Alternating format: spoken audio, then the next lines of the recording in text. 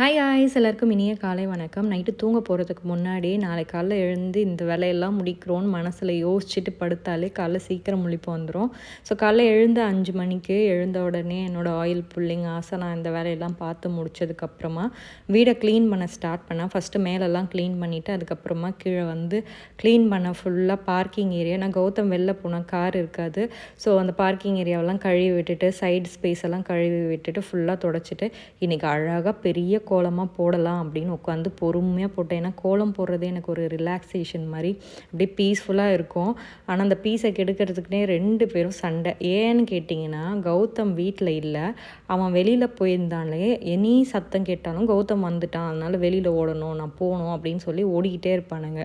வெளியில் போகக்கூடாதுன்னு சொன்னேன்னா அவ்வளோ சண்டை போட்டு கோலத்தை கலைச்சி திருப்பி எல்லாத்தையும் தொடச்சி நான் ஒரு கோலம் போட்டுட்டு உள்ளே வந்தேன். கிச்சனையும் கொஞ்சம் ரீஅரேஞ்ச் பண்ணலான்னு இந்த மாதிரி எல்லாத்தையும் அரேஞ்ச் பண்ணிக்கிட்டு இருந்தேன். இந்த பூ பார்த்திங்கன்னா, நான் சோபி சமையலில் 100K தொட்டதுக்கு கௌதம் எனக்கு சர்ப்ரைஸாக ஒரு கேக்லாம் கொடுத்தான். அந்த பொக்கே கொடுத்து 1 மாதம் ஆகுது. அதில் இருந்த இந்த பூவெல்லாம் வந்து காஞ்சி போனதை பொப்போரியில் போட்டுட்டு இது மட்டும் அழகாக இருந்தது. இதை இந்த ஒயிட் இதில் வச்சு அழகாக டெக்காராக கிச்சனில் வச்சேன். நம்ம நினச்ச வேலையெல்லாம் முடித்தாலே ஒரு திருப்தி இருக்கும்ல.